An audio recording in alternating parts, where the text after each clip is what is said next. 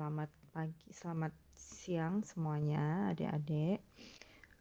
Pada kesempatan kali ini kita akan membahas mengenai farmakokinetika linear dan juga farmakokinetika non-linear.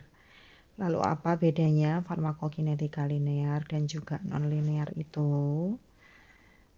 Sebelumnya Ibu sampaikan dulu referensinya.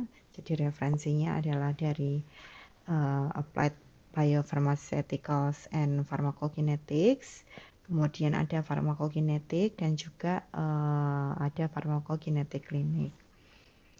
Kemudian tujuannya itu diharapkan mahasiswa atau kalian itu mampu mengenali obat-obat farmakokinetik yang non-linear dan juga yang linear, dan mampu membedakan dan menentukan dosis linear dan juga yang non-linear.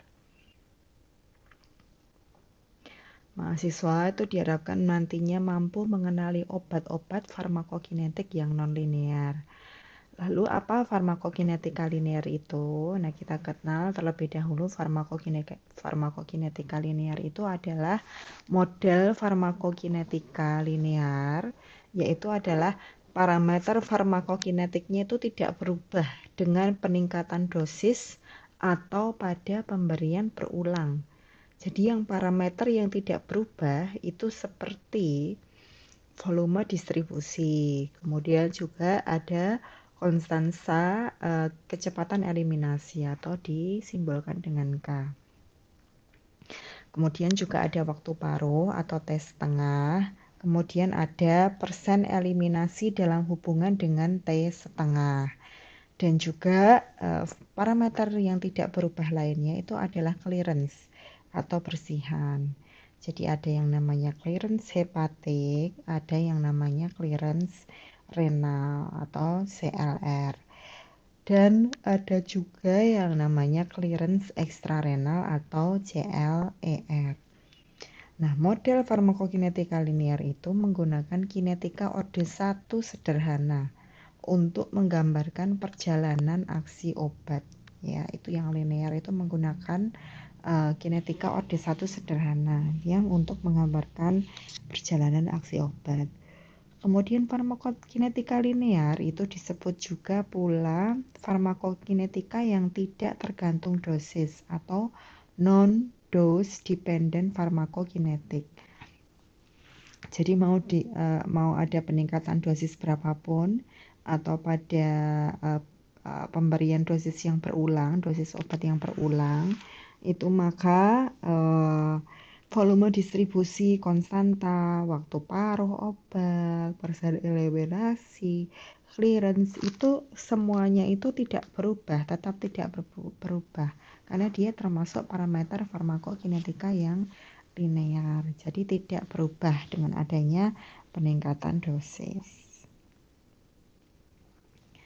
Jadi ini adalah konsepnya untuk menghasilkan efek terapeutik pada periode terapi yang lebih panjang, diberikan dosis ganda, yaitu diberikan besar dosis yang sama pada waktu tertentu untuk memperoleh efek terapeutik yang lebih lama.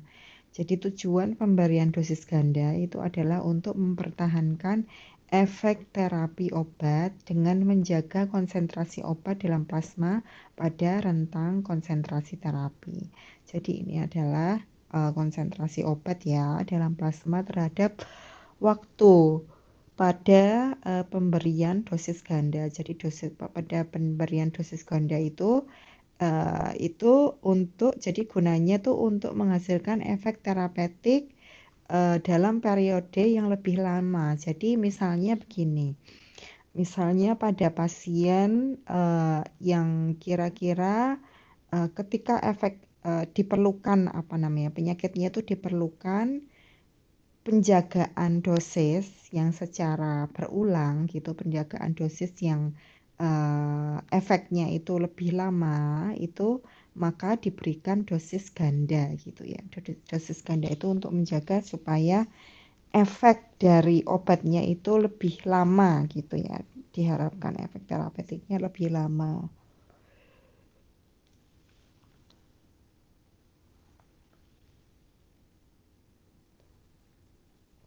Kemudian pada farmakokinetika nonlinear itu adalah model farmakokinetika nonlinear, yaitu perubahan parameter farmakokinetik itu dapat terjadi akibat perubahan enzimatis dan sistem yang diperantarai pembawa pada proses adsorpsi, distribusi, atau eliminasi obat yang menyebabkan terbentuknya sistem jenuh atau penjenuhan. Jadi pada farmakokinetika nonlinear itu terjadi penjenuhan. Jadi umumnya farmakokinetik nonlinear itu terjadi pada peningkatan dosis sehingga profil perjalanan aksi obat itu tergantung pada dosis atau pemakaian obat secara berulang karena suatu penyakit kronis. Jadi bedanya dengan yang linear itu tadi, itu dengan adanya perubahan dosis, parameter-parameter farmakokinetiknya itu tidak berubah, yang T setengahnya, kemudian apa yang konstantanya itu tadi. Tapi kalau obat-obat yang mengikuti farmakokinetika nonlinear itu adalah obat-obat yang mengikuti ini. Jadi kalau misalnya ada peningkatan dosis, itu perjalanan profil aksi obat itu tergantung pada dosisnya atau pemakaian obat secara berulangnya karena suatu penyakit kronis. Jadi farmakokinetika nonlinear itu ditunjukkan oleh Michaelis Menten Kinetics, dan farmakokinetika nonlinear itu disebut juga farmakokinetika yang tergantung dosisnya. Jadi kalau misalnya dosisnya berubah, maka parameter farmakokinetiknya pun juga berubah, dan itu dapat terjadi akibat adanya proses enzimatis itu tadi sama sistem yang diperantarai proses absorpsi, distribusi, dan juga eliminasi obat. Nah, faktor penyebab farmakokinetika nonlinear itu adalah adanya proses penjenuhan, yaitu reaksi enzimatis atau metabolisme itu berkapasitas terbatas sehingga terjadi reaksi penjenuhan. Contohnya adalah konjugasi glisin dari salisilat, kemudian konjugasi sulfat dari salisilamid, kemudian adanya transport membran yang terfasilitasi. Misalnya seperti itu. Kemudian apa yang menjadi penyebab terjadinya farmakokinetika nonlinear itu adalah perubahan patologi. Itu dalam proses absorpsi, distribusi, dan eliminasi. Itu contohnya adalah aminoglikosida itu dapat mengakibatkan toksisitas pada nefron ginjal.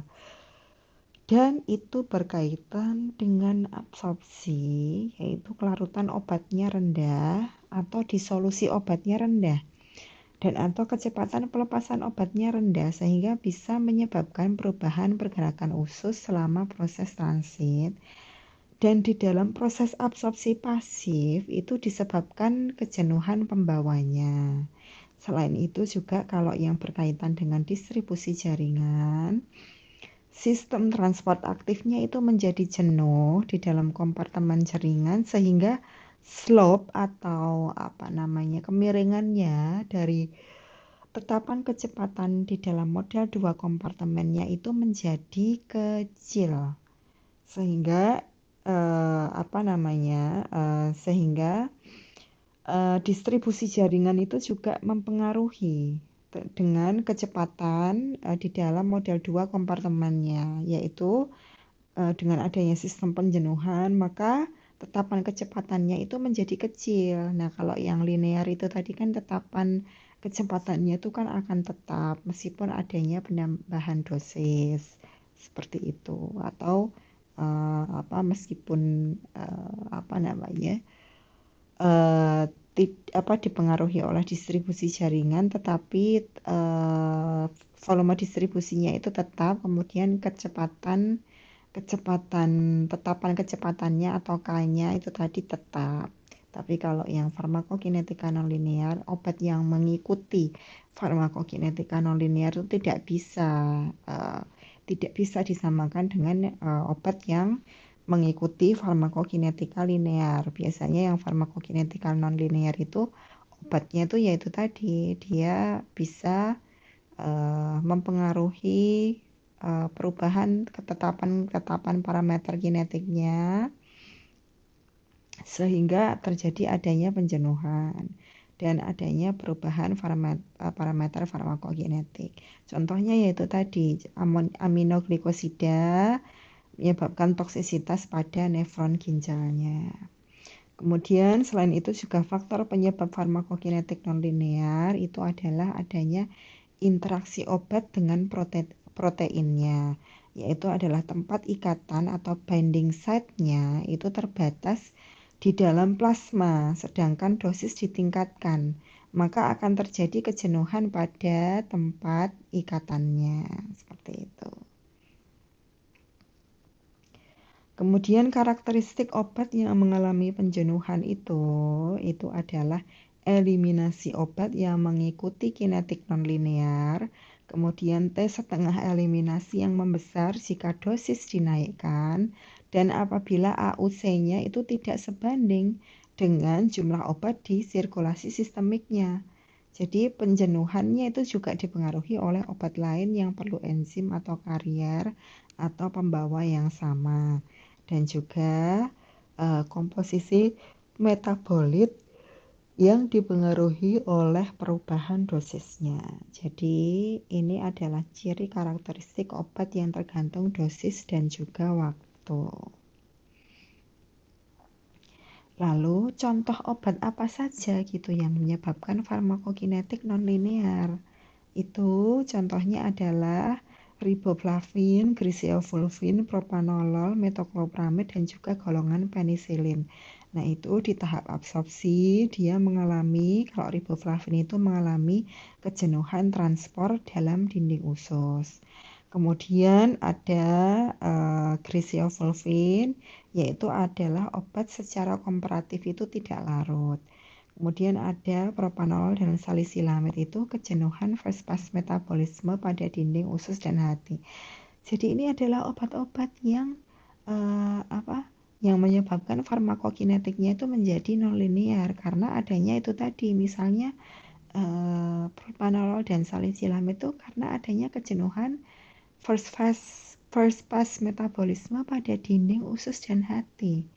Lalu adanya metoclopramid dan juga kloroquine itu kenapa kok dia menyebabkan parameter farmakokinetiknya menjadi nonlinear, menjadi berubah begitu ya parameter farmakokinetiknya, itu karena adanya efek farmakologik pada motilitas saluran cerna.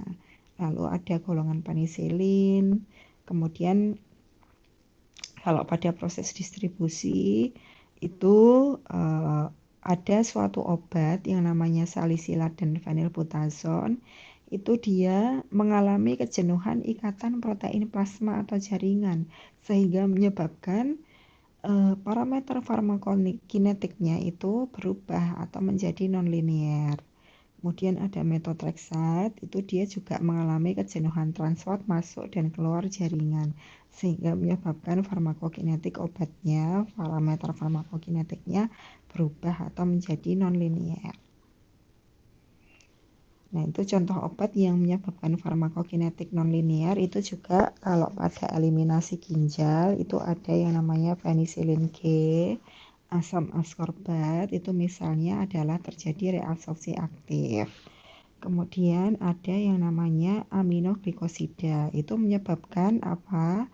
Dia kenapa kok menjadi mengacaukan ya? Bukan mengacaukan ya, artinya mengubah gitu ya, mengubah farmakokinetik yang sudah pakem gitu menjadi nonlinear tuh karena dia itu menyebabkan efek nefrotoksik pada ginjal aja mengakibatkan efek toksik pada ginjal pada dosis yang lebih tinggi. Terus selain itu juga ada teofilin dan alkohol yang menyebabkan efek diuretik itu atau pasien itu ingin mengalami buang air kecil terus.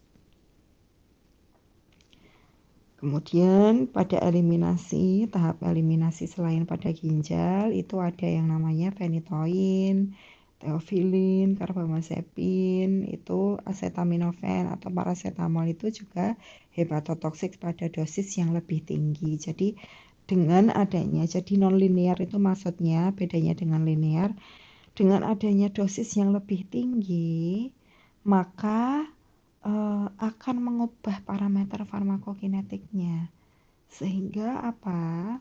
Terjadi hepatotoksik gitu pada hati, pada dosis yang lebih tinggi. Karena dia jadinya mengubah parameter farmakokinetiknya gitu. Nah, ini mungkin kurang begitu jelas, tapi coba Ibu jelaskan, ini bisa kalian baca sendiri. Ini rute intravena, sekutan, intramuskular, dan juga oral. Itu pola absorpsi dan kegunaan keterbatasannya itu bisa kalian baca sendiri di sini ya. Nah, ini contohnya adalah oral itu pola absorpsinya itu biasanya tidak tetap, tergantung pada banyak faktor. Kegunaannya yaitu penggunaannya mudah dan ekonomis dan biasanya lebih aman. Namun keterbatasan obat-obat yang masuk lewat mulut atau oral, diminum lewat mulut itu biasanya membutuhkan kerja sama pasien. Karena ketersediaan hayati obat-obat yang sulit larut, tidak menentu dan tidak lengkap, itu absorpsinya lambat atau bisa dimetabolisme secara luas oleh hati. Jadi seperti itu ya perbedaannya farmakokinetika yang linear dan juga yang non-linear. Jadi sekian dari Ibu. Wassalamualaikum.